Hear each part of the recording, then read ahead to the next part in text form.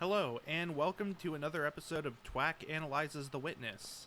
And today, we are going for a boat ride.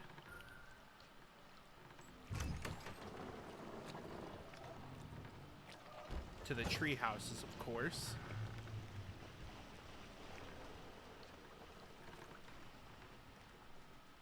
Now, last time, we were in the swamp and saw some looks at the treehouse, as well as some talking about boats and trees.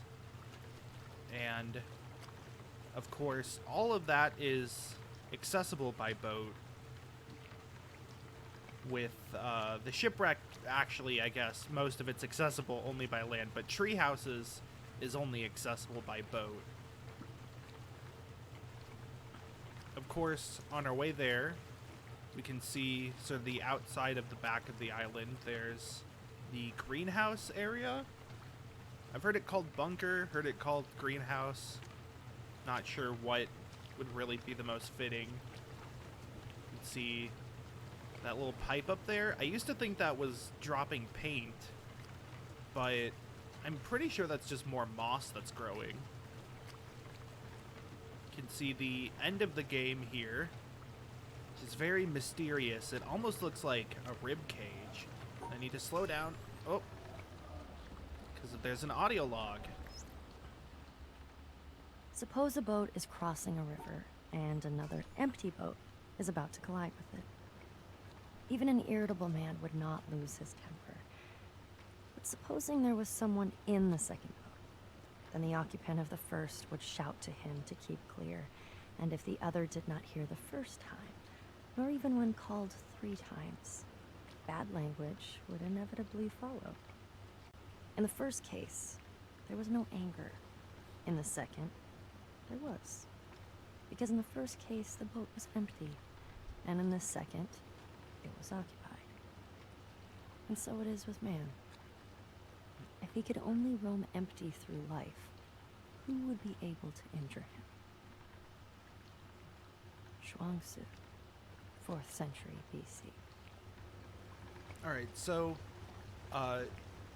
in this case, walking empty, as in sort of without emotion or personality, it might keep you from being hurt by others, as in, like, you know, people wouldn't have a way to attack you, or it would help you steal against other people's attacks.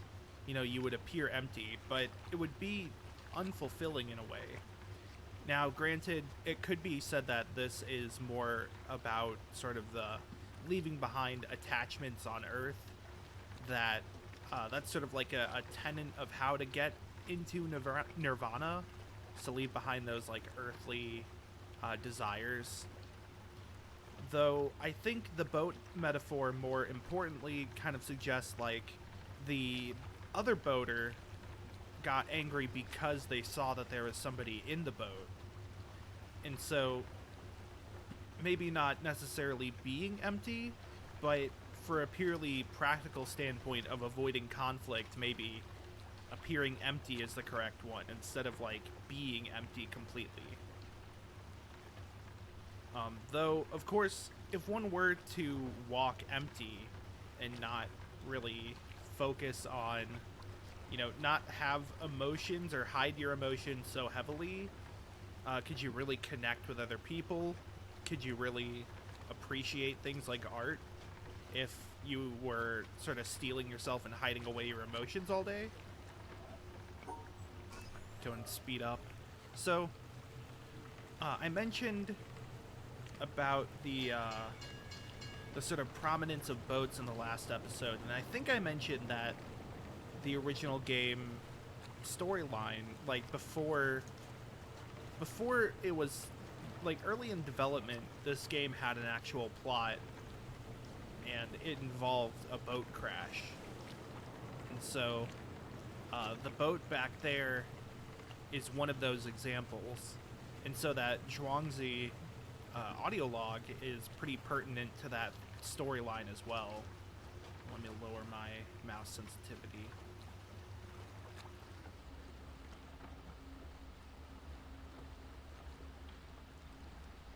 in this case, you know, maybe the boat was filled when it crashed. Maybe it was empty.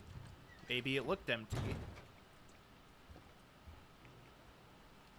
At any case, the boat metaphor asks one to avoid conflict by... Oh, wait, hold on. I have to turn this around. Well, actually, I guess... Yeah. The boat metaphor asks to avoid conflict, whoops, by looking empty. But that's all assuming that the other person is allowed to be angry or rude or for bad language to follow. I think it would be safer to ask if they just didn't use those bad language. It's a mindset that is okay with other people being rude because it's only about how you react to them.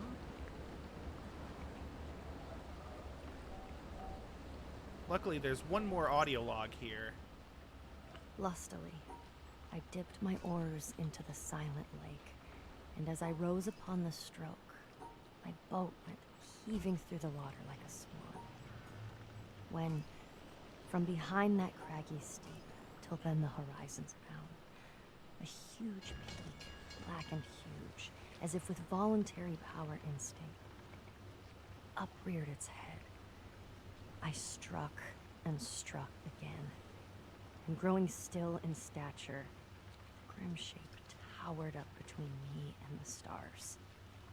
But after I had seen that spectacle, for many days my brain worked with a dim and undetermined sense of unknown modes of being.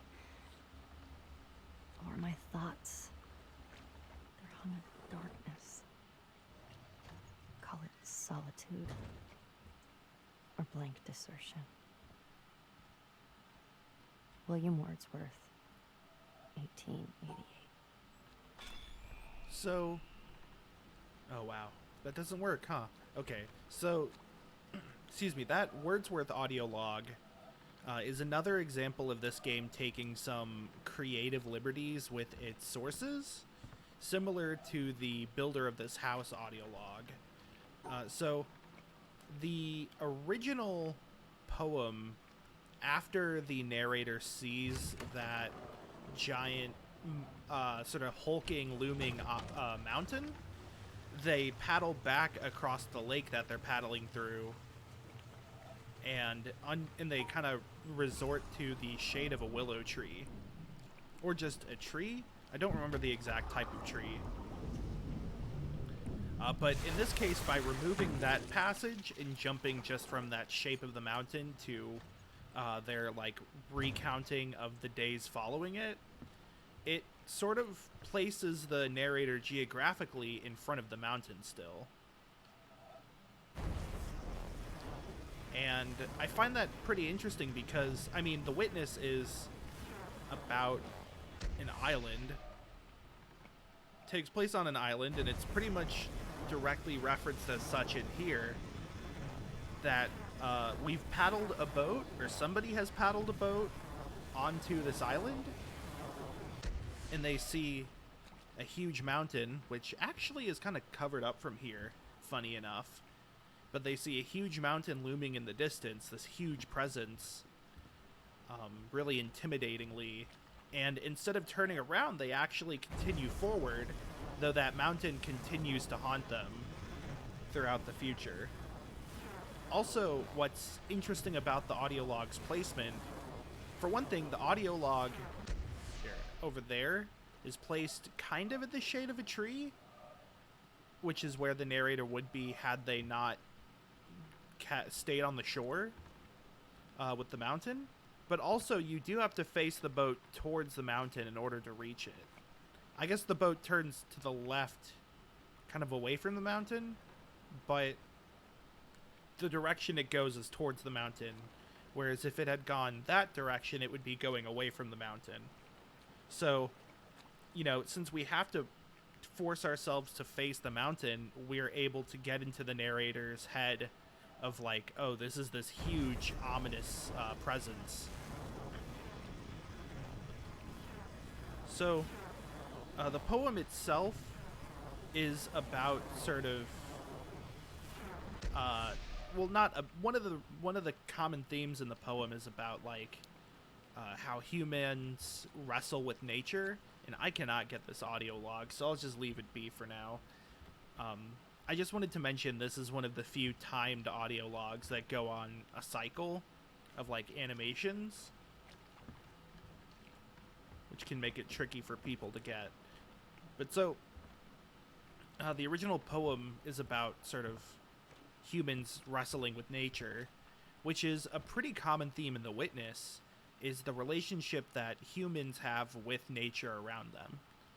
This is something that the Treehouse presents as a symbiotic nature, where, I mean, the treehouses themselves, they are supposed to be more seamlessly integrated along the treetops. I mean, they're built out of wood, but then they're placed in the trees to try and preserve most of them. And they also, therefore, preserve the water underneath the trees, which is important for this sort of swamp biome.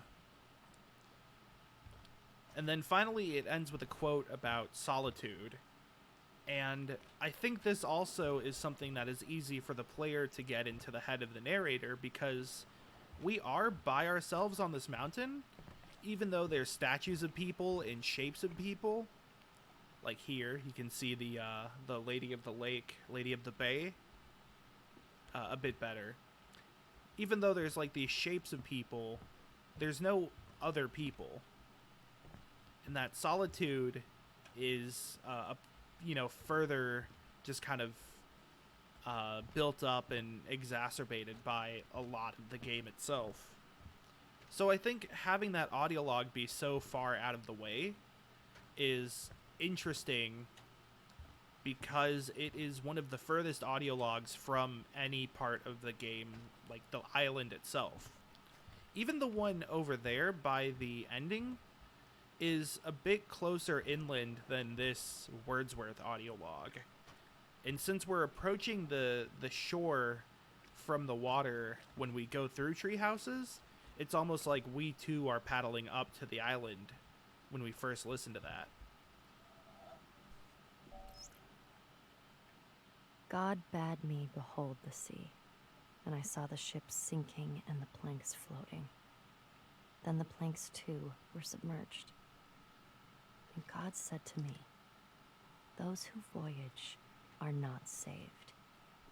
And he said to me, those who, instead of voyaging, cast themselves into the sea, take a risk. And he said to me, those who voyage and take no risk shall perish. And he said to me, in taking the risk, there is a part of salvation. And the wave came and lifted those beneath it and overran the shore. And he said to me, the surface of the sea is a gleam that cannot be reached, and the bottom is a darkness impenetrable. And between the two are great fishes, which are to be feared. Niffari, circa 970.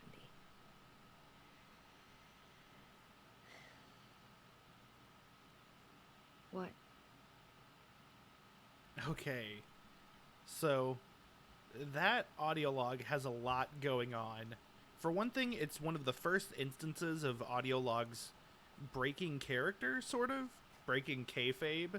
The narrator there, like, this is one of the cases of the narrators being people who talk about things outside of the audio logs.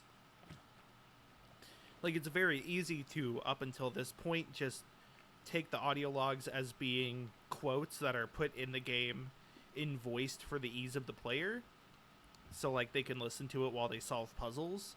But here it's presented as like a thing that the readers of the audio logs are people, and it does that by talking outside of the quote after they source it.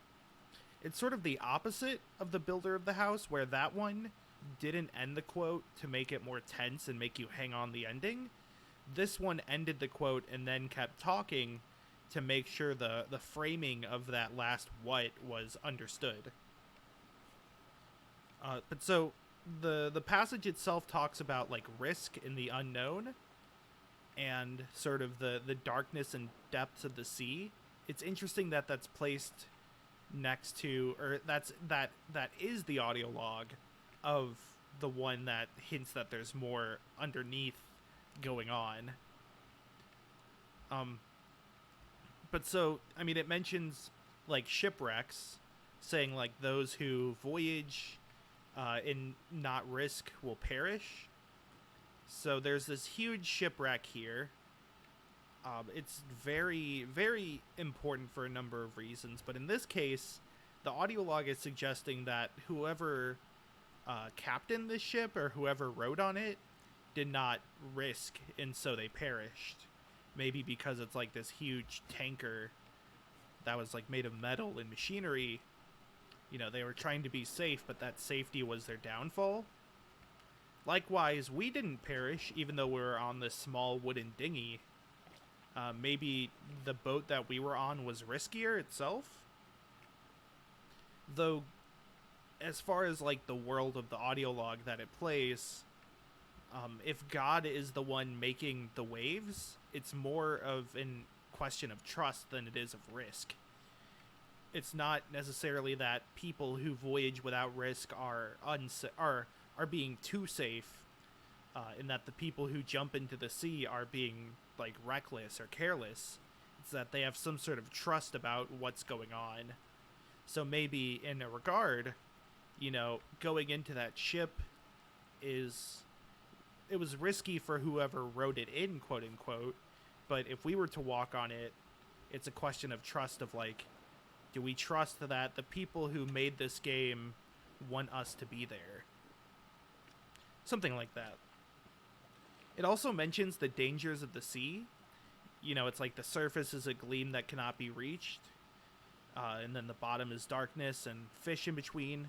I think it's funny that here you can see the roots of the trees kind of look like spikes, making it look very dangerous. And then further in front, there's like rusted metal that's just poking out of the water. The water itself here is much more dark than it is on other parts of the island. I mean, it's like it has like that still water in a swamp sort of coloring, and it's not moving. But even here by the shipwreck, it's definitely more clear, like towards reflection, or even just around the other side of the shipwreck, you can actually see through the water slightly. So it's very intentionally dark and murky here.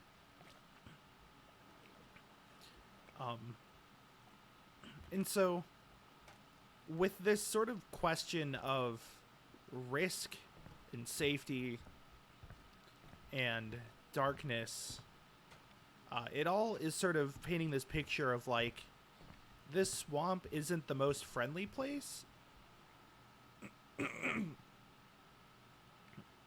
Okay. Okay. It's not the most friendly place. And, you know, we have this looming mountain. We have these, you know, this boat that we've barely paddled here. We've seen shipwrecks. And the island itself doesn't seem that inviting either. And so the treehouses, in a way, are a way of combating that unfriendliness and dangerousness. Instead of having to traverse through the swamp and go through those spiky roots, whoever was here before us decided to go high above, making structures high in the trees that don't touch the water. And maybe, in a way, that is voyaging without risk. Because, you know, we're not touching the water, we're not subjecting ourselves to whatever's beneath. We are staying as far away as possible. Is that sort of seclusion good? We'll find out. Alright, here is our friend, the lilies. You may remember that these can sometimes show the mechanics of an area. In this case, they're paired together, so we pair the stars together. I like this because there's a ton of room for you to just sort of experiment however you want, but only one solution is correct. It's another example of the game using line breaks to make these really open and empty looking puzzles that have one solution to them. Same with this one. So in the previous two puzzles, the stars have been combined together, and that is what the stars do. They pair up with each other. Now, sort of part of the way the witness teaches you, also here's another use of repetition to show that they don't have to be vertically split. Part of the way the witness teaches you is that it uses a lot of panels in a series that will slowly eschew possibilities for the symbols. So like the first panel in a series doesn't often tell you everything you need to understand the symbol. And then the second one doesn't tell you everything you need either, but it expands a bit further, and more importantly, it will limit what further options are. So if you look at the first group of stars, or the first panel with 2 stars on it, and you think, oh, the stars can't be intersected between them, and then by the time you reach like the 3rd or 4th panel, you'll see that that's not true. It takes me a second for some of these. Here we go. Or like, do all the stars have to be in one group? Well, that's not true by the time you reach the ones with multiple stars. And so it gives you a lot of options, and it slowly builds on the existing ones to sort of toy with your presumptions. But importantly, as you go on, it further and further cuts out what it could possibly be.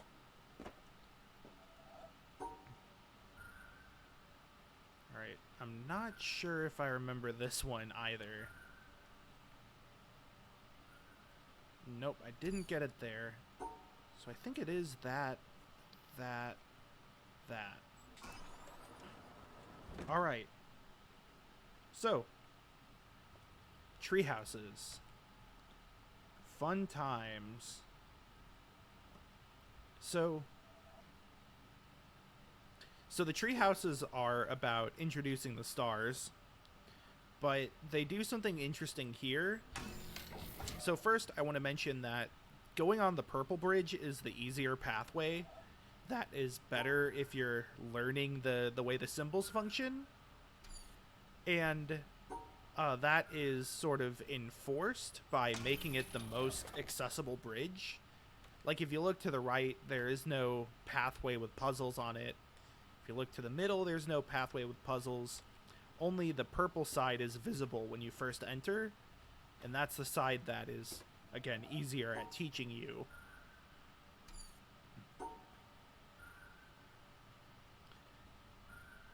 Also, these first 2 panels with dots here are shapes that appeared in the dots area with, like, the farmland, which I think is a pretty neat way of reusing that.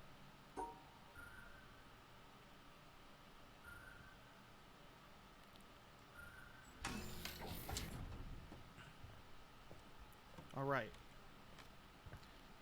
Something I think is really interesting is how these bridges on the not the puzzle bridges, but these wood bridges, these walkways on the tree houses, they're very chaotic, but in a way that is, again, like, supposed to preserve the trees. Like, they could have just cut down some of the trees and gone straight through, but, you know, they wind all over the place so to not interrupt them. Also, I guess, structurally they use these ropes, and so they need a lot of tree trunks to support those ropes. Get another view of there, see the mountain. I don't think there's anything in particular from here that can be done. Alright, and then we have stars and squares.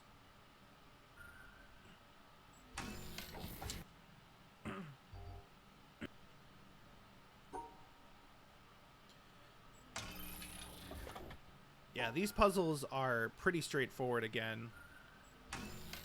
They are about showcasing how the stars interact with other shapes until you get to here. So I want to start previously. We've only really seen the squares with other squares. We haven't really seen squares with many other shapes. And so it's kind of... I don't think it's possible to split the white, black squares and the stars so that they're in 3 separate groups. And so this whole section is about, like, you can have squares and stars together. And then you get to here where the squares are yellow, or the squares are orange and black, and the stars are white. And what's interesting about this, of course, is that... Hold on. I have to solve this. Is that it tells you that the color of the squares can be independent. They don't have to be white and black all the time. And if you thought that black squares couldn't be with white shapes, this will then clarify that. That stars and squares don't have to interact with each other. Then just sort of exploring those color dynamics a bit more.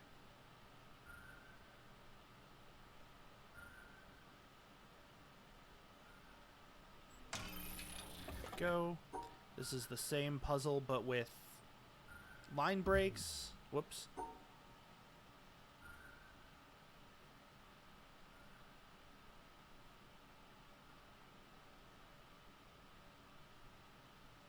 Oh no, did I forget how to do this one?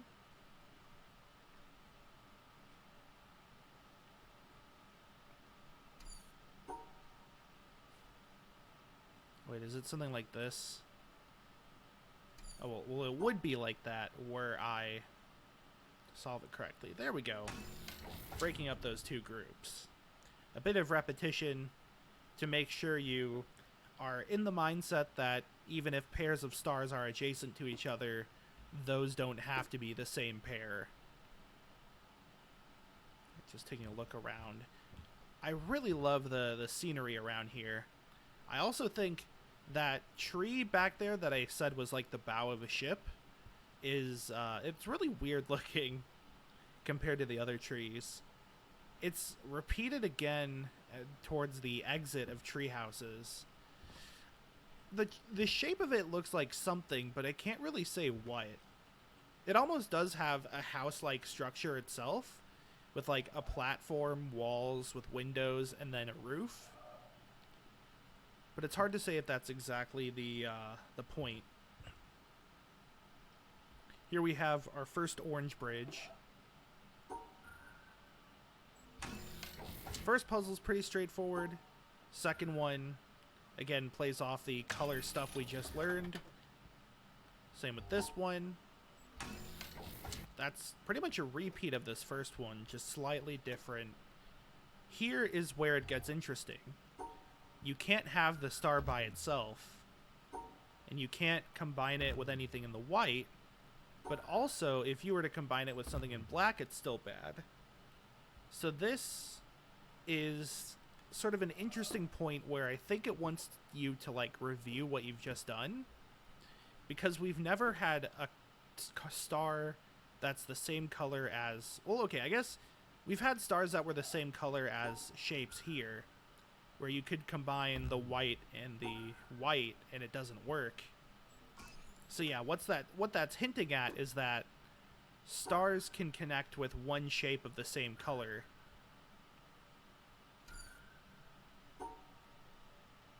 There we go.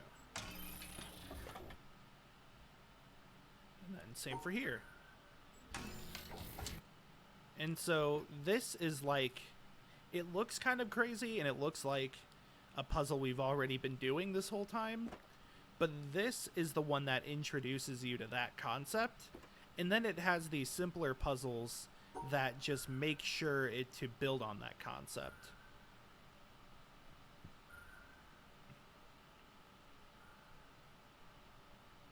There we go. So instead of starting with one small puzzle that focuses on that property, it starts with a big one that you kind of have to focus and reflect on until finally until you finally get it, and then it goes into like tutorial mode again.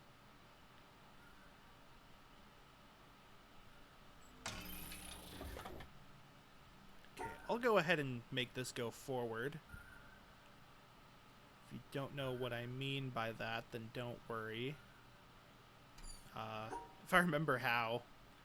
Alright, hold on.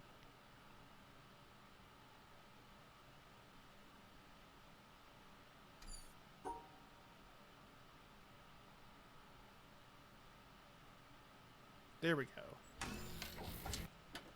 A few more instances of stars. Just a fun one that goes straight ahead.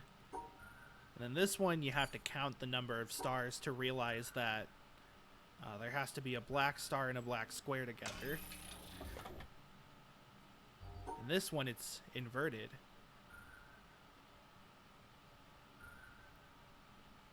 Which I think was like this. Yeah. And then here, it's similar but different. It kind of just keeps building off those ideas one after another, which I really enjoy.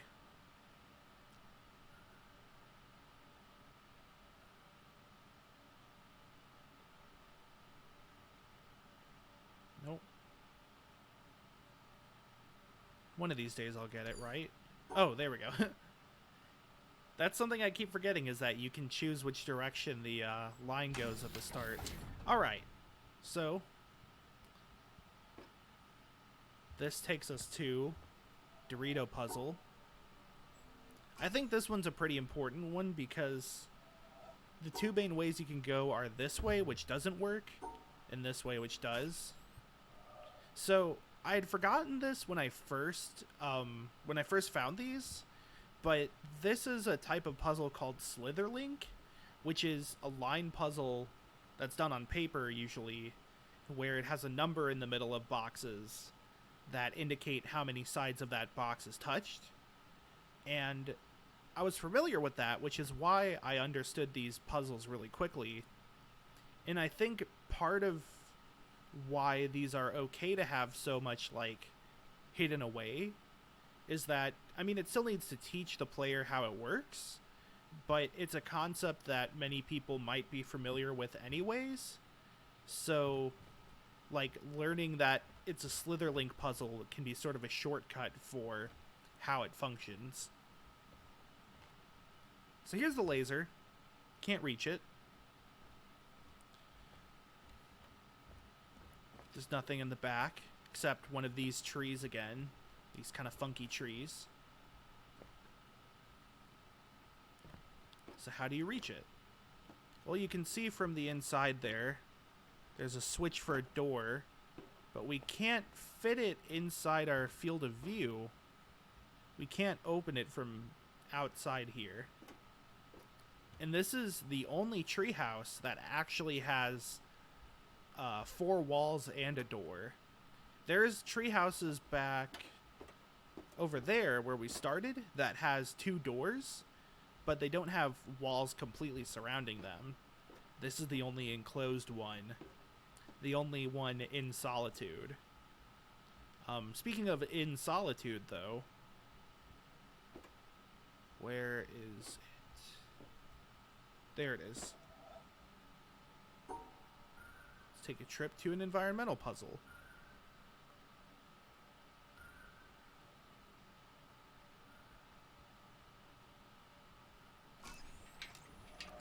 So this is the other big fact that this sort of area needs you to learn, is that the bridges can rotate. I think the idea is that having multiple solutions for these pathways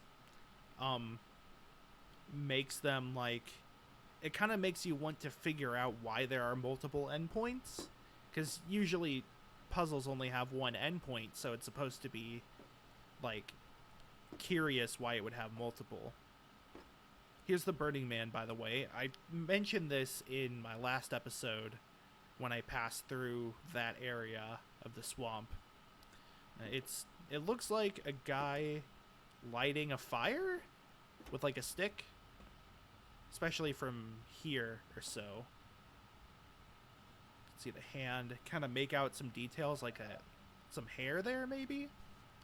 But when we turn, we see that it's just a weirdly shapen tree trunk and some leaves. And we can see an environmental puzzle. So, going back to sort of the danger of this area that we skirt over, this shadow environmental puzzle, it goes through those spiky roots sticking up, but to reach it, we have to walk through the fire that this Burning Man made. I guess you can kind of skirt the edges, but it still looks like it's fire. Like right here, those orange leaves. So we're putting ourselves in danger in order to get this environmental puzzle. Also, notably, this treehouse isn't connected to any other treehouses. So, like here with this walkway, technically it wasn't connected to anything until we created that bridge. But if you look at all the treehouses, most of them are already connected to something else somewhere. So this one is connected to the one over there. Then that one's also connected to the middle. The one over there is connected to the middle. There's a lot of tree houses that are connected to another tree already. So looking at the ones that are by themselves already, it gets pretty curious. So one of them is the laser, which is shut out from the world. And then one of them is this burning tree. It also looks to be a different type of tree than everything else. Don't quote me on that. It also looks like it was built... Oh wait, no, yeah, it was built around the tree trunk. Okay. Yeah, most of these houses are built around the stuff that was there, I think. Yeah, they don't directly, like, remove parts of the tree. And I think that one as well doesn't remove anything. It's kind of hard to tell since you can't go inside the building. So don't quote me on that. But since I've already sent the bridge 2 directions, I'll send it the 3rd direction for now. And then make my way back. Whee! No, I'll walk a bit. I really like the way the leaves look here. They're very colorful in different ways. I really wish I knew what type of tree this was. I should have looked it up beforehand, I suppose. Actually, before we go to the right, let me go through the middle, because we haven't yet. It's a nice spiral staircase. Let's see some of the orange leaves from here. That'll be important later. This tree is really noticeable because it's the only one that has these purple and red leaves. It really stands out from the rest. And it has the switch. Wait a minute. It's the switch for the door. Alright. Let's try that again.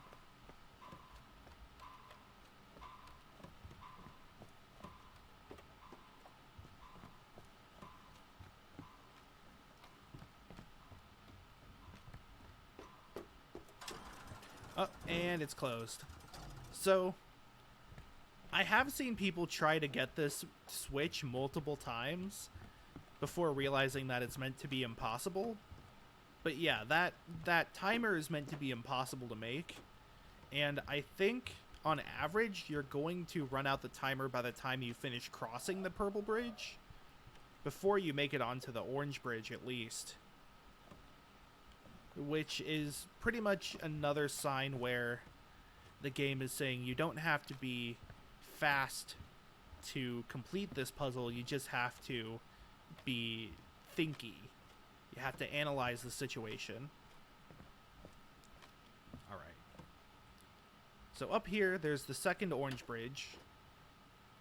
But we also have a whole host of other tree houses here relating to this green one.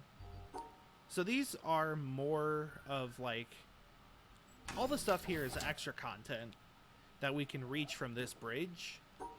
And I think that's why this bridge is, sorry. There we go. Nope, that's not, there we go. There we go. I think that's why this bridge is, it uses the Tetris blocks from the swamp. Or Tetraminos, maybe. Is that it is, it's, you don't need to be, did I mess that up?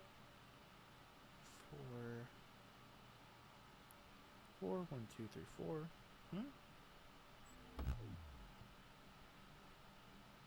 Oh, right. That's not rotatable. Whoops. Hee hee.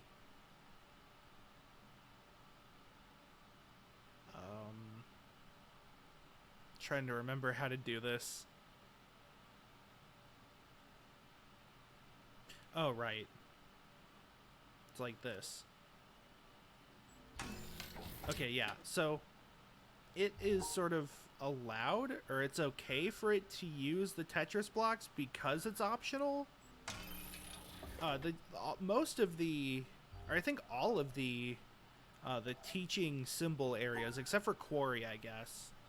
So barring Quarry, all the other areas that teach you symbols don't use other symbols. Oh yeah, this one's fun. This is where you have to combine shapes and one of the stars. I think it was something like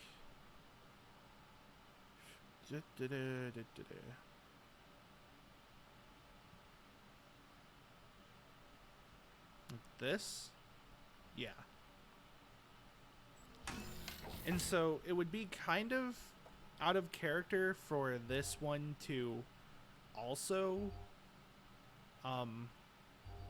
sorry, I keep having to think about these puzzles and it interrupts my thought train.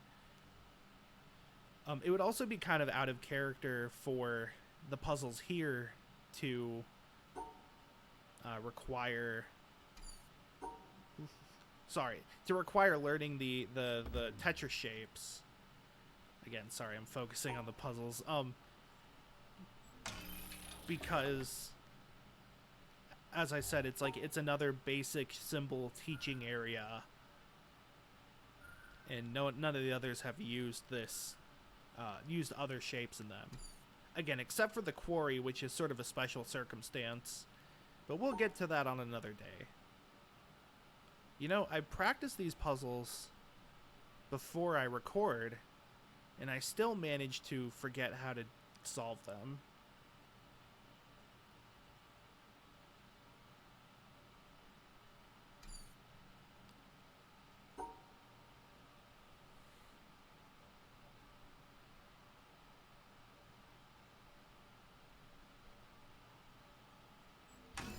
Wow. That one was a lot harder than I remember. I apologize. We have another Dorito panel. That's a twofer. This is actually the same shape as the other one that's in the Treehouses, just without, with a different number of Doritos in it.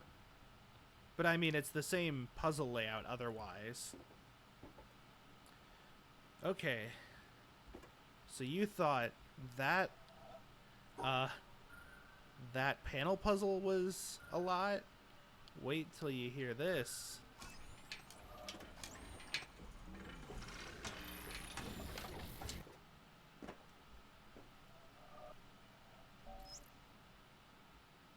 When we choose silence, we choose to give up the reasons not to love, which are the reasons for going to war, or continuing war, or separating, or being a victim, or being right. In a moment of silence, in a moment of no thought, no mind, we choose to give those up. This is what my teacher invited me to. Just choose silence. don't even choose love. Choose silence, and love is apparent. If we choose love, we already have an idea of what love is. But if you choose silence, that is the end of ideas. You are willing to have no idea, to see what is present when there is no idea, past, present, future. No idea of love, no idea of truth, no idea of you, no idea of me. Love is apparent. Gangaji, 2009. Okay, so here Gangaji is presenting this idea of choosing silence, that the reason for things like war, hatred, prejudice, those are all from one's own bias and one's own self, and that by removing yourself from your own biases and your own perspective, you're able to remove those feelings. And so Gangaji hopes to find like some sort of universal truth while being detached from that, from where there is no ideas, as in there is no preconceptions about the world. And through this, Gangaji hopes to find that love is apparent, or finds that love is apparent, in that love is a more universal idea. Interestingly, we can see some broken tree panels. I never noticed those, huh? Okay. Well, this also agrees with the empty boat audio log from before, that to remove one's own bias and perspective and detach yourself is to be safer. Gangaji says that silence is like the antithesis to things like war and anger, and Zhuangzi also said that to avoid others being angry at you, to make yourself an empty boat. Sort of detach yourself again. However, those two sort of agreeing with each other is pretty different from a lot of what the game is presenting. So while Gangaji and Zhuangzi want you to sort of remove yourself from your own perspective, The Witness is a game that heavily encourages seeing things through your own way. I mean, there's a billion audio logs from conflicting beliefs and ideas, and there's so many contradictions because it wants you to come to your own conclusion. And also, it is a game where we literally have to view things from a very specific perspective in order to change how we see the world. It's a game where the angle and place that you stand make a tangible change to the world through the environmental panels and the obelisks. And so it's sort of the opposite of what this is saying, like I said.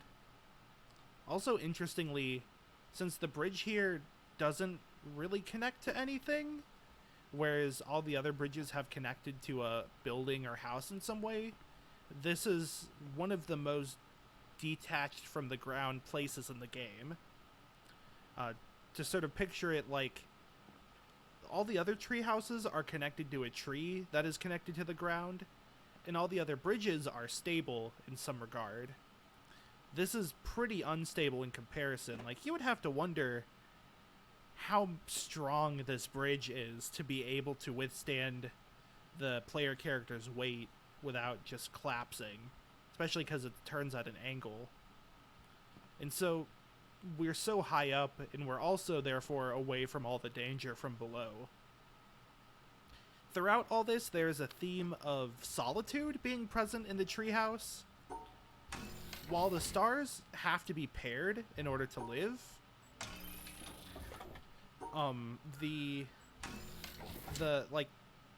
the audio logs that we've run into are all very much interested in, as I said, solitude. Sorry, I'm just remembering how to do this. So, like, the sort of those who voyage audio log that one isn't directly relating to Solitude, but it is one person talking to God in the aftermath of some sort of disaster that affected others. And they are alone with God in a way, that way. And then, I mean, the Wordsworth audio log was about the feeling of solitude amidst a giant, uncaring nature. And then the Gangaji audio log is more about, it's less of, I guess it's less about solitude specifically, and it has more to do with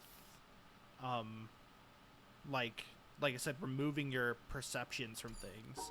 And this is a very difficult puzzle for me. I don't remember it being this hard. I think I have to start like that. That. There we go. So, for Gangaji, it is not necessarily physical solitude, but like emotional solitude of not getting attached to anything. And now I want to go back to the Burning Man, who their tree is very disconnected from the rest of the treehouse area. And so they have burnt out, kind of like a dying star, if you will. The treehouses, or the treehouse laser, I mean, is locked away, and in order to complete this area we have to open it up. So literally we have to break the seclusion that it has. There we go. And by making these bridges we're able to further connect everything in the treehouse. So what I'm trying to get at is the tree houses are intentionally built to be safe because they're so high up and away from the ground. However, the concept of like casting yourself into the water to take a risk, it's not telling us to go into the water. It's saying that by being so high up and being so detached from everything else, we may be safe, but we're not learning. We're not growing by being safe in seclusionary. Is that a word? Seclusionary? Secluded. Much like the laser needs to be turned on, and to do that, the door needs to open. We need to be open to others, and we need to be around others in order to grow. Sort of the unifying theme here. Also, that environmental puzzle with the tree leaves there, I think it's really cool that this bridge connects to 3 unique hidden collectibles. There's an environmental puzzle, a Dorito puzzle, and an audio log. Also, though, that element of walking on the bridges is repeated in the environmental puzzle there. Not technically walking, but it's more like we're walking on the underside of the bridge. That, like, we're looking at the bottom of it, but then we travel the bridge anyways in the opposite direction. It's another example of an environmental puzzle replicating actions through its perspective. Whereas normally, such an environmental puzzle would have us... normally we'd be walking. It's that the environmental puzzle makes our eyes walk. Anyways, so we have pretty much everything set up here to end the tree houses. I want to mention that much like the swamp, the end state of the treehouse, or the end puzzle, is a combination of the sort of world mechanics and puzzle mechanics. How, up until now, we have not only been solving puzzles related to stars, but we've been extending these bridges. And so the final puzzle isn't just about solving a puzzle with stars on it, it's about connecting the bridges together. So it's a continuation of the mechanical theme. Alright. And with that, we have solved the laser.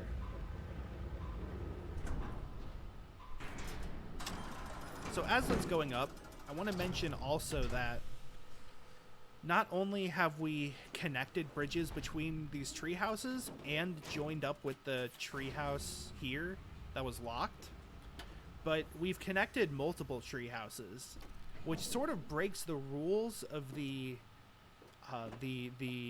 stars.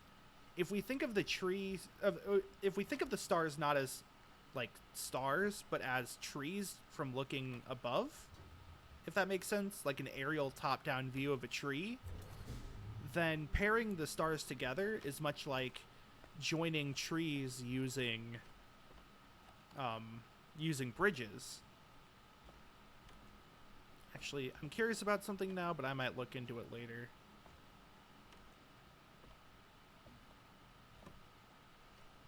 Two, three, four, five. Wait, hold on. 1, 2, 3, 4, 5, 6, 7. Oh, okay. There's seven steps between one broken panel and the other. Is that like a piano then? Like that's an octave? Anyways, so yeah, by connecting bridges between trees, we have, in a way, paired them together much like the stars.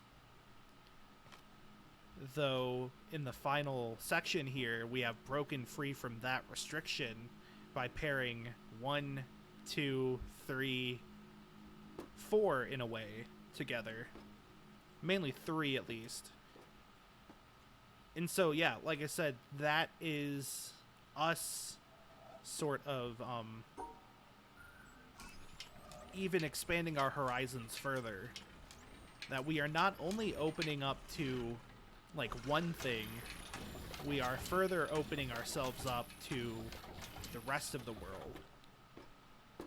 Making more and more connections.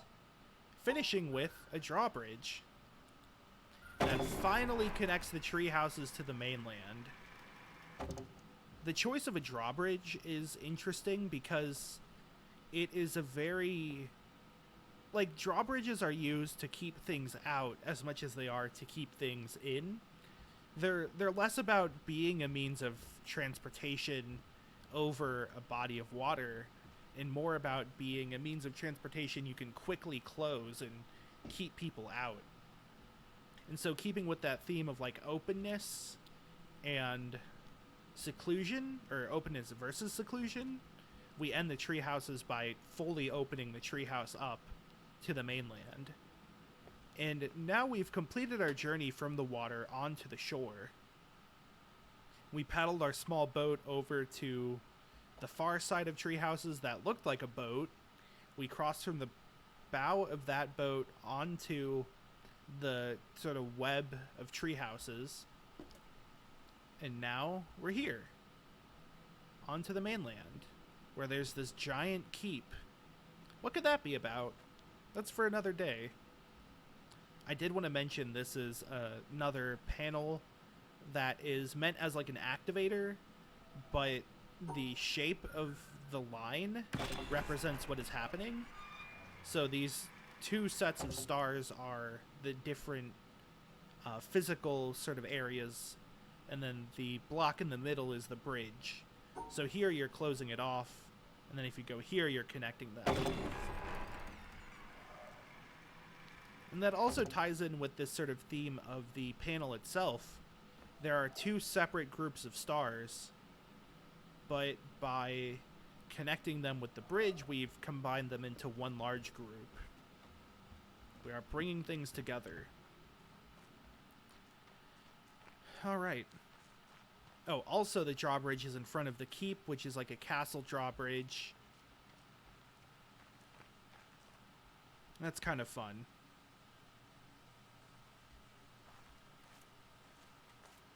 Okay.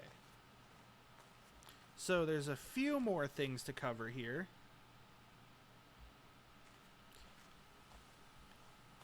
We've gone through the shipwreck, but you can actually go... Sorry, not the shipwreck.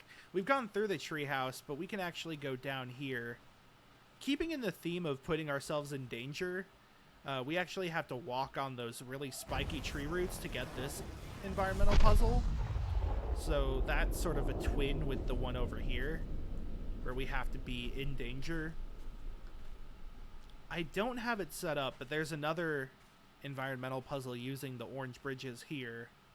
It just takes a while because you have to set the bridges up in a way that requires you to go on the boat and then take the boat back to the mainland and then come back here.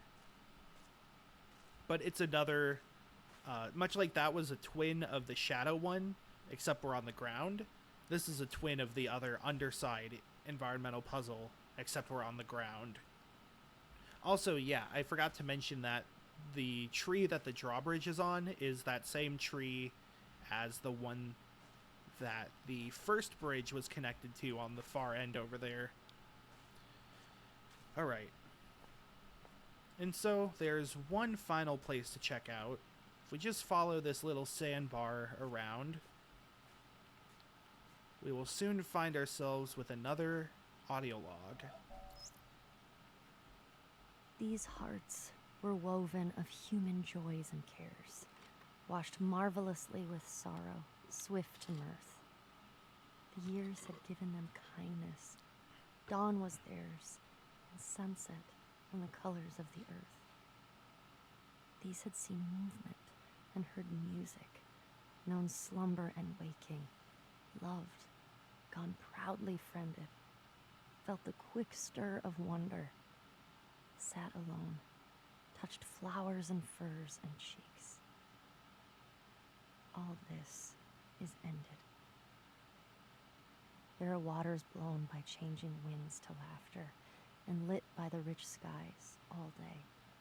And after, frost, with a gesture, stays the waves that dance in wandering loveliness.